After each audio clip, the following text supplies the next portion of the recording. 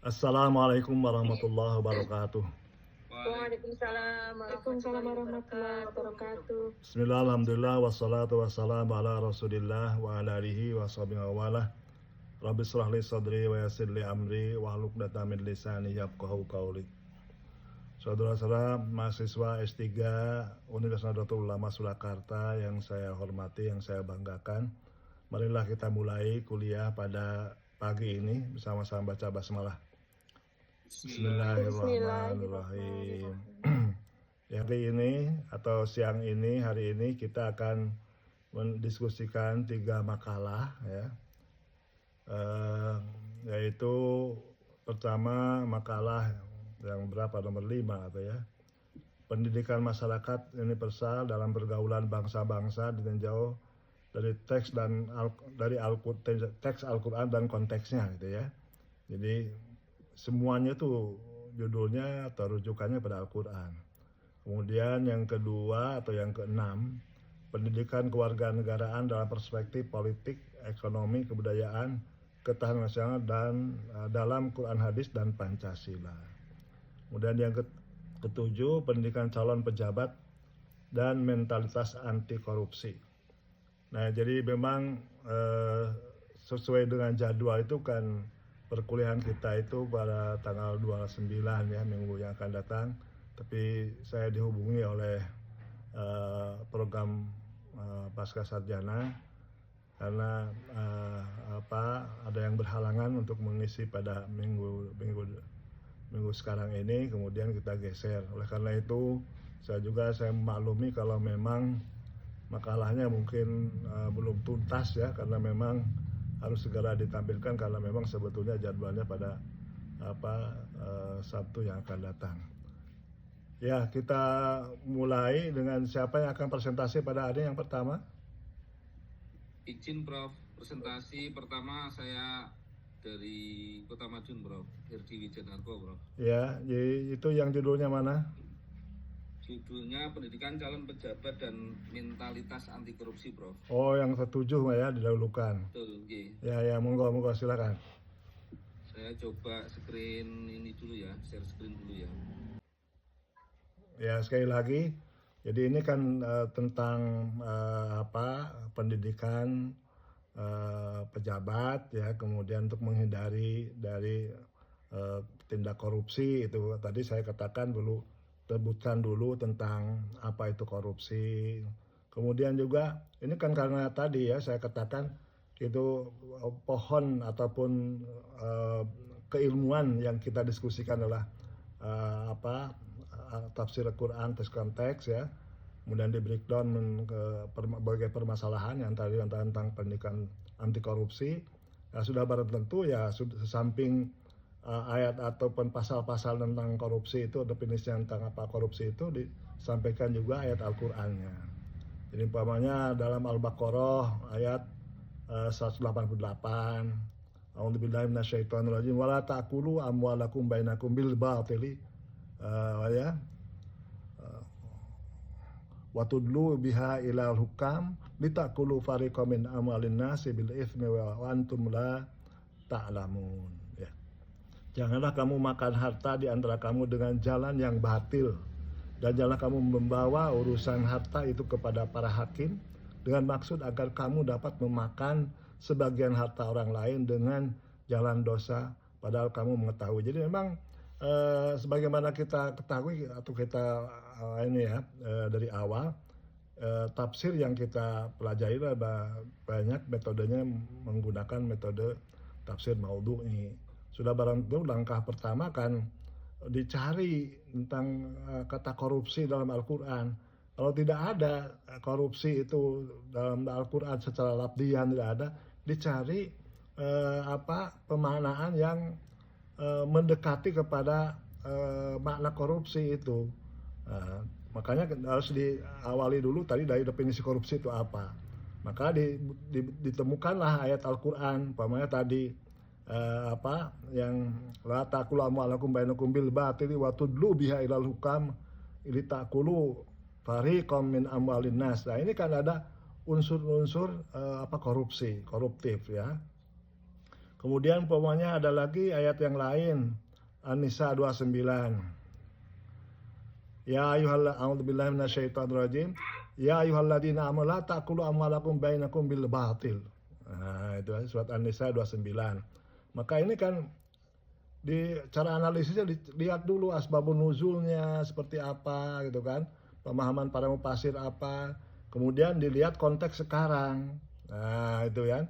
Nah, yang tadi yang banyak disampaikan itu jadi analisisnya kurang seimbang gitu. Jadi terlalu banyak menganalisis konteks sekarangnya, ya konteks teksnya itu kurang mendapatkan perhatian. Nah, apalagi kalau teksnya nggak disebutkan sangat kurang kalau begitu ya. Ada lagi umpamanya ada dalam Al-Maidah ayat 42, samauna lil kadhibi akaluna lisukhti. Mereka orang yang sangat suka mendengar berita bohong, lagi banyak memakan makanan yang haram. Nah, itu ya. Itu yang dalam Al-Quran. Ada lagi ayat dalam Ali Imran, umpamanya ayat 161. Wa may yaglul ya'ti bima ghalla yaumal qiyamah. Siapa yang menyelewengkan, niscaya pada hari kiamat dia akan datang membawa apa yang diselewengkannya itu. Nah, itu. Ada lagi umpamanya ayat Al-Quran yang lain banyak sebetulnya kalau kita lihat dari pemaknaan dari makna definisi koruptif itu yang dikembangkan kemudian dilihat dalam ayat Al-Quran. Sekali lagi kalau kata korupsi sendiri kan apa terjemahan dalam bahasa Arab kemudian dicari dalam Al-Quran secara langsung tidak ditemukan, maka pemaknaannya lah yang dicari gitu kan. Umpamanya dalam ayat Al-Quran dalam Al-Baqarah, a'udzubillahi minasyaitonirrajim. Wa ma yudillu bihi ilal fasikin. Nah, yang dipasukan fasik itu siapa saja? Pertama, alladzina yanquduna ahdallah min ba'di mitsaqih. Orang-orang yang memutuskan perjanjian Allah setelah kesepakatan itu disepakati. Kemudian yang kedua, yaqta'una ma amara bihi shalah. Memutuskan apa yang diperintahkan Allah untuk disambungkan, memutuskan silaturahmi. Nah, yang ketiga mungkin termasuk kepada banyak orang yang mengatakan termasuk kepada korupsi, wa yufsiduna fil ard, fasadun fil ard koruptif. Jadi fasadun fil ard. Dan lagi kan kalau dalam Al-Qur'an kalau yang fasadun fil ard itu sampai hukumannya disebutkan. Dan hukuman itu kan bahwa siapa yang berlaku fasad fil ard itu an yuqatta'u aw yusallabu, dipotong tangannya atau disalib, sampai seperti itu. Kemudian ada lagi diasingkan dari fil ardi, jadi diasingkan dari tanah air, dari bumi, pokoknya dari Indonesia itu kan. Nah, kalau memang korupsi itu disesuaikan masuk kepada ayat tadi ya, yusidu fil ard, maka sebetulnya hukumannya sangat keras sekali karena memang ya Al-Quran tidak membolehkan ataupun melarang adanya sifat-sifat atau perbuatan korupsi itu. Nah, kemudian juga mungkin tadi ya kalau sebutkan pendidikan, ada pendidikan anti korupsi, mungkin ya perlu juga kalau kontekstualnya ya, kalau mau kontekstual karena kita pendidikan, karena memang maaf Pak pemakalah karena ahli hukum jadi banyak ke hukumnya. Kita kan di jurusan pendidikan, mungkin karena namanya juga pendidikan tadi ya, pendidikan anti korupsi. Mungkin perlu disebutkan juga tentang kurikulum anti korupsi itu seperti apa. Kurikulum anti korupsi adalah program pembelajaran yang bertujuan membentuk karakter dan budaya anti korupsi dengan membekali peserta pendidik pemahaman tentang korupsi, dampaknya dan nilai integritas seperti jujur, disiplin, dan tanggung jawab. Dan program ini dapat diintegrasikan dalam mata pelajaran yang ada seperti pendidikan Pancasila, kewarganegaraan, kemudian kurikuler, ekstrakurikuler, pembiasaan. Tujuannya menciptakan tata kelola yang bersih, transparan, dan akuntabel. Nah, ini ya. Jadi apa tujuannya di kurikulum anti korupsi? Nah, ya dilihat ya itu ya. Dan syukurlah kalau ini juga bisa merujuk kepada Al-Quran, umpamanya membentuk karakter, menanamkan nilai sifat jujur, disiplin, tanggung jawab, kerja keras, sederhana, mandiri. Nah, kita lihat ayat Al-Quran itu apa. Jadi setiap apa yang kita sampaikan, statement-statement di dalam makalah ini, karena kita mata kuliahnya tafsir teks dan konteks, diusahakan ada rujukannya kepada ayat Al-Quran, ayat berapa gitu kan. Jadi ini kan bukan makalah bebas. Jadi umpamanya makalah bebas itu umpamanya kalau judulnya pemberantasan korupsi umpamanya kan gitu. Itu kan bebas, itu kan tanpa ada kaitan Al-Quran bisa Anda banyak yang disampaikan. Tapi karena kita pohonnya ataupun asalnya ataupun keilmuannya yang dikembangkan adalah tafsir, maka ayat Quran itu harus banyak dominan. Tujuan anti kurikulum anti korupsi umpamanya membentuk karakter, meningkatkan pemahaman, berikan pemahaman tentang korupsi, bentuk-bentuknya korupsi seperti apa, penyebabnya apa, dampaknya apa, dan hukum yang terkait. Nah ini kan terkadang kan banyak di antara pejabat itu yang tidak ngerti gitu ya tentang bentuk-bentuk korupsi itu seperti apa, penyebabnya dan dampaknya ya. Yang ini kan yang penting ada menguntungkan aja langsung disikat gitu ya. Padahal kan terkadang kan korupsi itu bukan hanya berupa mengambil keuntungan. Kadang-kadang salah administrasi juga kan bisa korupsi tuh. Salah administrasi ya. Jadi ya kemudian tujuan kurikulum korupsi itu menganalisis tindakan korupsi, membangun budaya anti korupsi, meningkatkan integritas ya. Kemudian integritas kurikulum anti korupsi, integritas ke dalam mata pelajaran. Kemudian pelajaran apa yang bisa diintegritaskan dengan anti korupsi, agama, PKN atau IPS. Itu kan memang ya ini kan kerjaan kita ini lah. Anda juga yang ngambil S3 bidang pendidikan itu kan. Jadi dan ini karena memang konsepnya dari kita yang UNU ya sudah barang tentu harus semuanya tuh diintegrasikan juga dengan ajaran-ajaran Islam, Al-Quran, hadis dan sebagainya. Kegiatan pembiasaan, kegiatan kurikuler dan ekstrakuler, dan banyak sekali yang perlu disampaikan di dalam muatan kurikulum itu. Sudah barang tentu tadi ya tentang pendidikan calon pejabat ya, itu kan disampaikan juga pendidikan calon pejabat itu yang khalifah fil ardi yang harus amanah. Pokoknya sampaikan dari ayat Al-Quran An-Nisa ayat 58, A'udzubillahi minasyaitonirrajim.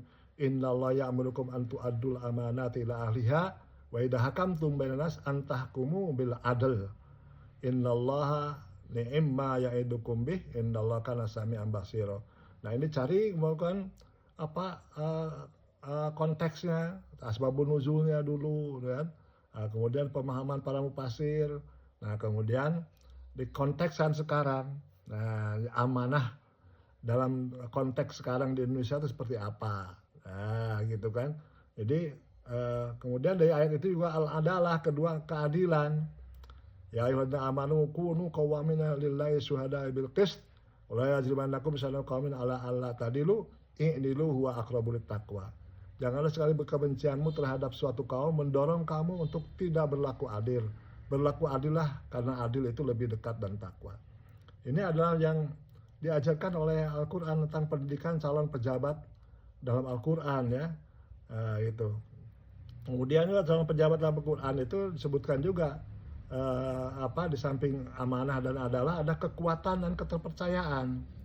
Jadi tadi ya untuk jadi pemimpin itu amanah pertama, yang kedua adalah, kemudian yang ketiga tuh al-quwah wal amanah. Kita pemimpin yang baik seperti disebutkan dalam kisah Nabi Musa alaihissalam adalah yang kuat, mampu menjalankan tugasnya dan terpercaya, amanah. Al-Qasas ayat 26 disebutkan di sini dalam bahasanya. Qalat ihdahuma ya abatista jirhu inna khaira man istajarta al-qawiyul amin. Salah satu dari panitia itu berkata, wahai anak ayahku, jadikanlah dia sebagai pekerja pada kami. Sungguhnya orang yang paling baik yang kamu ambil sebagai pekerja pada kami adalah orang yang kuat lagi dipercaya. Nah ini kan salah satu calon pemimpin yang dapat inspirasi dari sini harus yang al-qawi dan amin. Jadi kalau kuat itu ya kuat badannya, sehat, kuat di dalam pemikirannya, ya. Dan amin, dan dapat dipercaya. Jadi kuat itu kan sangat umum sekali. Al-Qawiyyu wal amin. Nah, kemudian nanti mentalitas anti korupsi tadi kan sudah disampaikan. Jadi mentalitasnya umpamanya tentang kejujuran, as-siddiq, ya, menghindari harta haram, kemudian kesederhanaan, qanaah, dan pertanggungjawaban atau mas'uliyah. Jadi secara keseluruhan pendidikan calon pejabat dan penanaman mentalitas anti korupsi dalam Al-Quran adalah proses holistik yang mengintegrasikan aspek moral, etika, dan hukum Islam untuk menciptakan pemimpin yang adil, jujur, dan bertanggung jawab. Nah itu saya kira begitu ya. Jadi dalam pembahasannya mungkin nanti disusun ulang ataupun ditambahlah, disempurnakan lagi. Di samping informasi yang sudah disampaikan dan sangat banyak sekali ini, coba juga setiap statement itu ada rujukannya dari Al-Quran, gitu ya. Karena memang mata kuliah kita ini adalah tafsir Al-Quran. Ya, sampai di sini bagaimana, ada pertanyaan lagi? Masih ada pertanyaan atau masuk kepada perkuliahan berikutnya? Dipersilahkan. Ya. Dari saya cukup. Ya. Karena Ya. waktunya Iya betul, waktunya sudah habis ya. Bagaimana, break dulu atau ini apa langsung? Langsung, Prof.